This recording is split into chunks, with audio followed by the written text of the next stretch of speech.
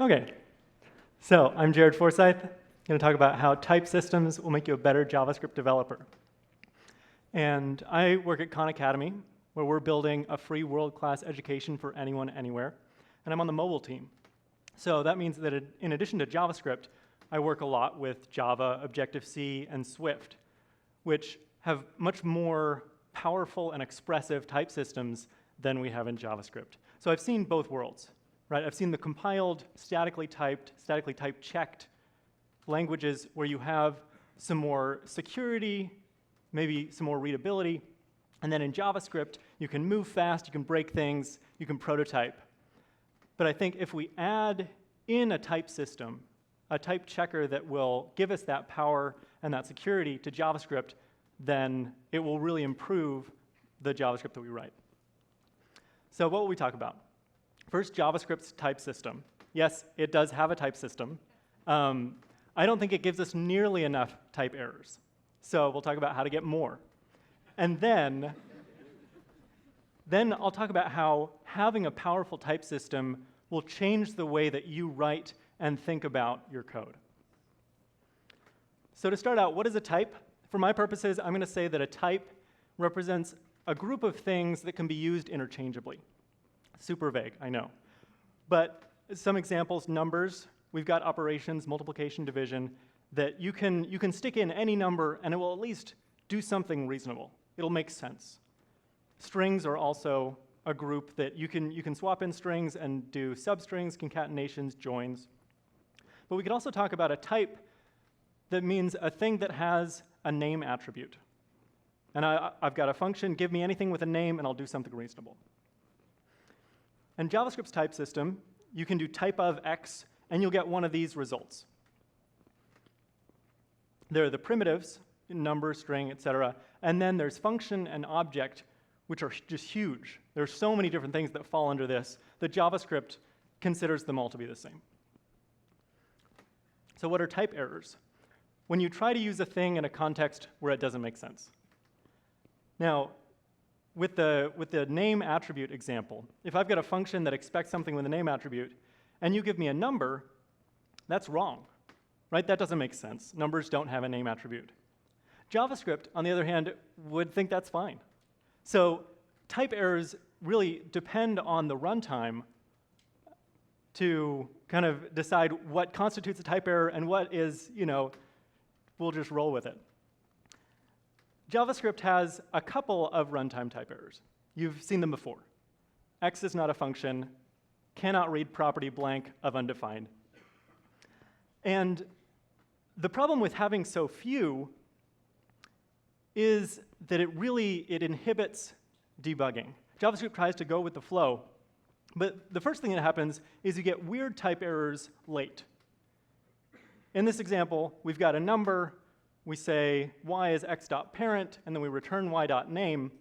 From my perspective, the error is on the second line, right? Numbers do not have a .parent.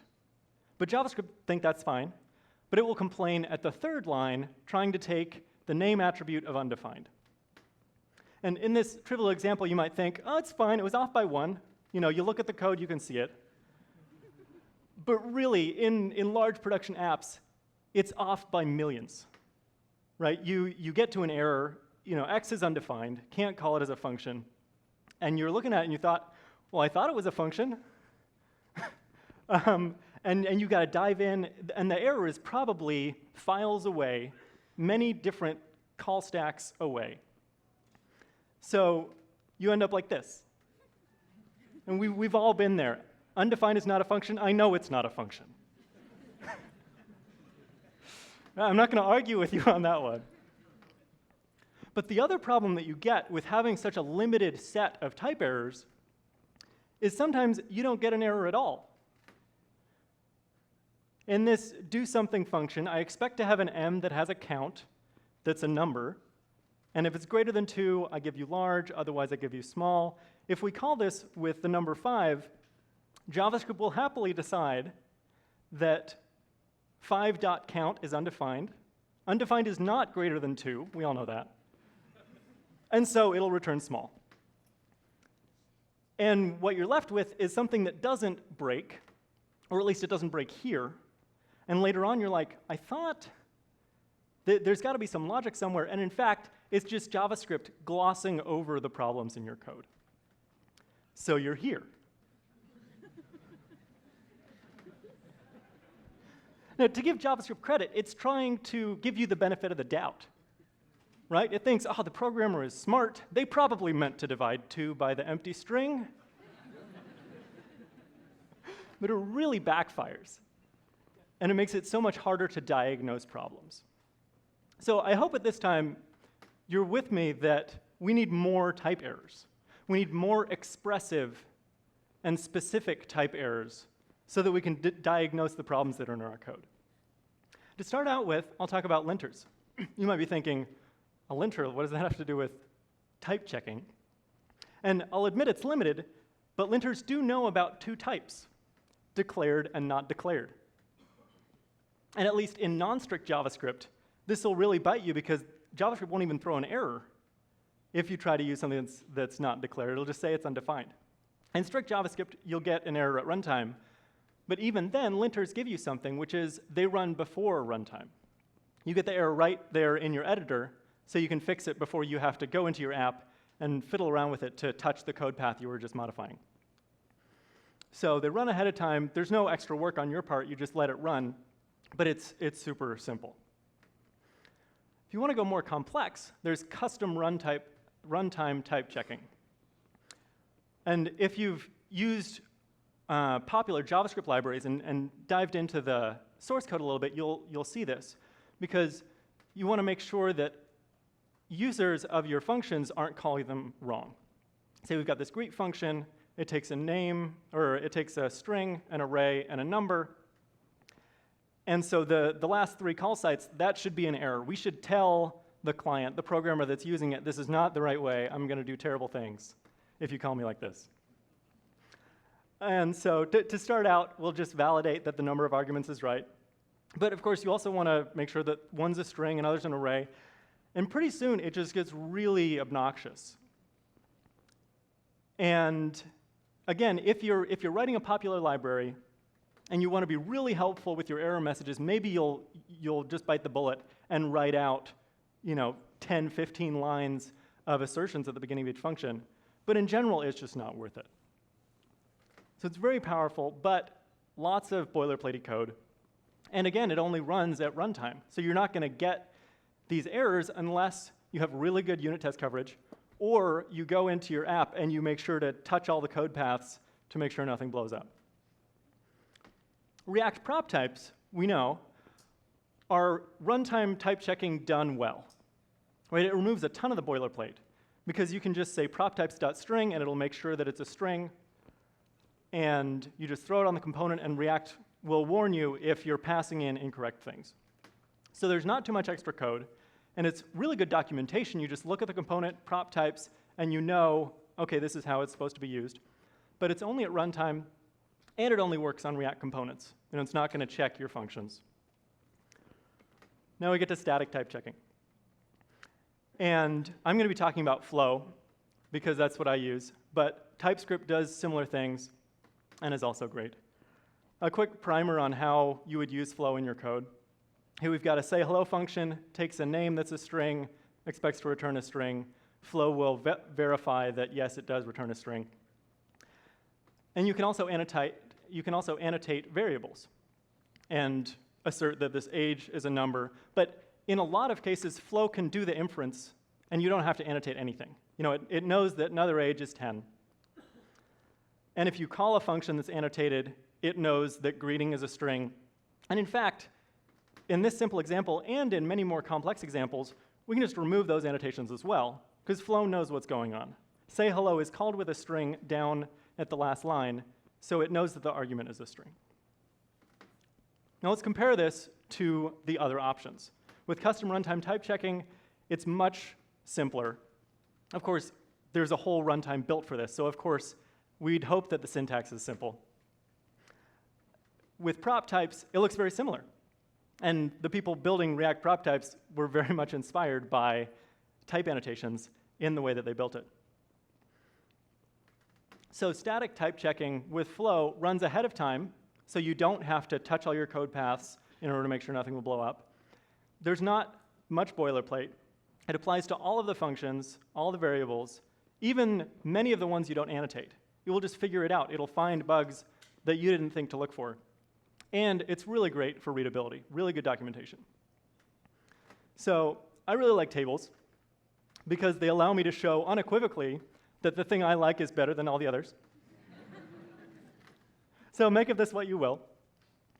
But at Khan Academy, on the mobile team, we've been using Flow in our JavaScript for about a year now. There's some JavaScript that we use to tie the native code to web views. And we wanted to make sure that's really rock solid because when you're interfacing between two different platforms, it can get hairy. And on the web front-end team, we've just started using Flow in the past couple of months. And we're pretty happy with the decision. Here's some of the reactions that we've gotten.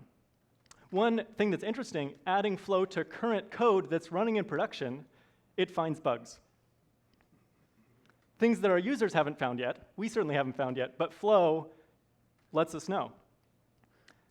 There are a couple of downsides. Editor integration is sometimes confusing. And actually, there's a lightning talk after this that will maybe help us out with that in Nuclide. But especially in a large team, we feel safer having these types checking our JavaScript to make sure that all the function usages are right, that all the types interop well. And the documentation is really key. You just look at the code, it's readable, and you know how you're supposed to use this function. So having a rich and powerful type system will help you have fewer bugs, but once you get used to it and you're thinking in this mode, it will really change the way that you write your code and the way that you think about code. There are a couple of ways it'll do that. First, I want to talk about clever code. And there's a great quote on the internet about how debugging code is so much more difficult than writing it in the first place. So if you're being really clever when you write code, you just have no hope of debugging. I have experienced this many, many times. Here's what I mean by clever code. At the top, we've got a props object that we want to set an event listener on. And it's going to be either on mouse down or on click, and we put in a little ternary, and we concatenate the strings. It's one line. Isn't that great? But it's also a little hard to read, and Flow will have a hard time with it. It's not going to evaluate your clever ternary and string concatenation to figure out what you're setting on this props. And so if you just rewrite it with an if statement, Flow will be happier, and your coworkers will be happier because they can see immediately what's going on. Another big place where this happens in JavaScript is with like really fancy, crazy function signatures. And several years ago, this was much more prevalent, but it's still a thing now, where if you call this function with 3 arguments, then the first one's a string, and the second one's a Boolean, and the third one's a callback function. But if it's 2 arguments, then the first one's an object, and the second one is a callback function with a different signature. And if you call it with no arguments, then it returns this and allows you to change. Like, it's a mess.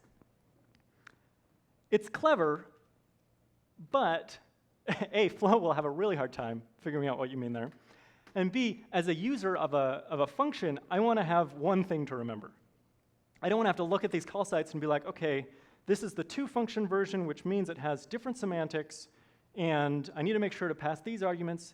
Just forget it. Just write functions that are straightforward, and everyone will be happier.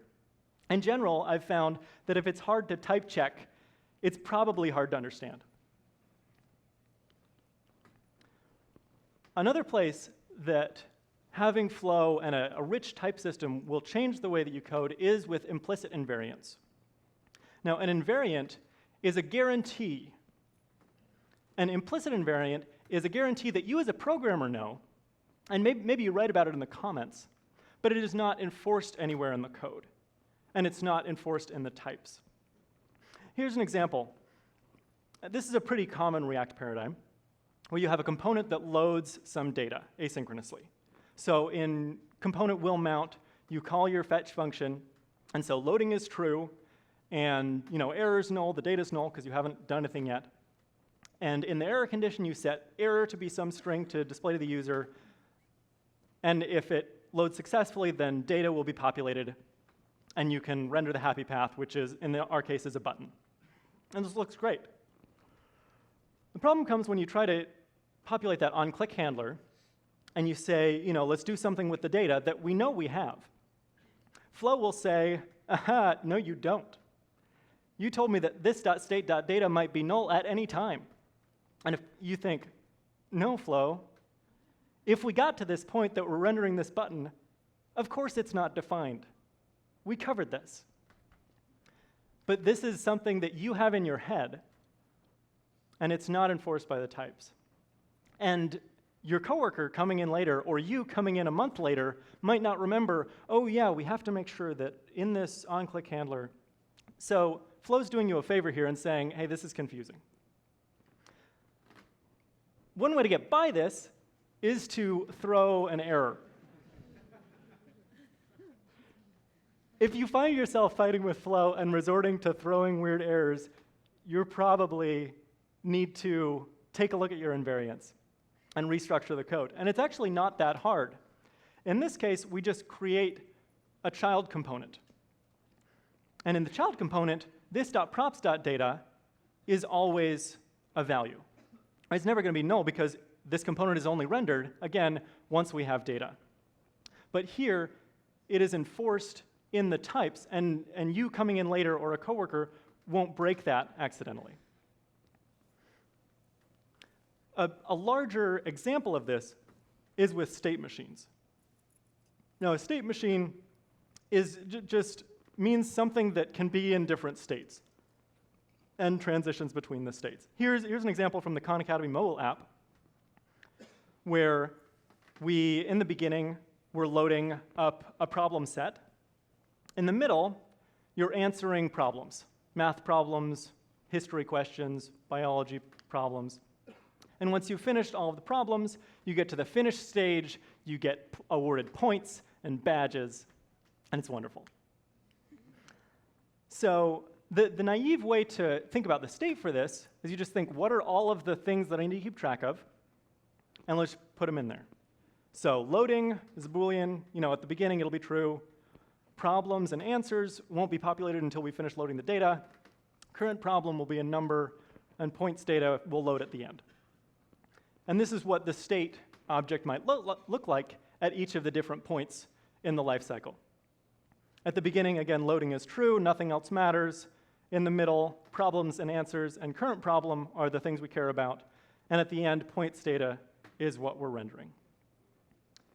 The problem with this naive representation of the type is that it allows illegal states. What happens if loading is false, problems is populated, but answers is null? Now, again, you're thinking as the programmer, this will never happen. I wrote the code. I know that after we're done loading, we set loading to false, and we populate both problems and answers at the same time. But again, this is implicit. This is you thinking, maybe you write a comment, and then it gets stale. But you write a comment. But later on, your coworker comes in, you come in, you forget about this invariant that you had in your head, and the type checker won't stop you. In a language like Swift, we could have an enumeration where we represent each of the states as one of the cases. There's the loading case, there's the answering case with problems, answers, and the current problem, and then there's the finished case at the end where we have points data. In Flow, we can represent this similarly, just using JavaScript objects, where in the first case, we have the screen is loading, and the second case, we have the screen is answering, problems, answers, and current problem are all there. And in the final case, the screen is finished, and we have points data. The great thing about this is that now illegal states won't type check. They'll be invalid. If you try to do a set state with something that doesn't work, Flow will tell you that you're doing it wrong. Because problems and answers, when they're present on the state object, they're not null. And in general, if you're trying to use Flow and you're typing things and you're making everything optional, you're probably trying to represent a state machine poorly. The final thing I want to talk about is writing your types first. As I've used Flow, I found there are some problems where thinking about the types first really makes everything cleaner, especially if there's complex data involved. Now, state machines is one example, but here's a comment that's very similar to comments that I've written in my JavaScript, where I'm like, I need to remember, okay, a post has a title and a created date and contents and authors, and author is this other object, because maybe you're getting this data from the server. But if you're using Flow, then you can write it as a real type. Flow will type check it for you, so it won't get stale. And you'll be able to keep that in mind when you're writing the code. Now, this approach, going with types first, isn't for every problem. There are definitely cases where I turn off Flow, I just go straight for it, fast and loose, prototyping, because maybe I'm not sure what the data will look like, or I don't really have complex data. It's all about interesting UI. But as you use a powerful type system and come to learn of the benefits, there will be times when writing types first will make it easier for you and your coworkers as you're writing JavaScript. So in conclusion, I think JavaScript doesn't give us nearly enough type errors, but static type checking can help, and working with types will help you think better and write better code. Thank you.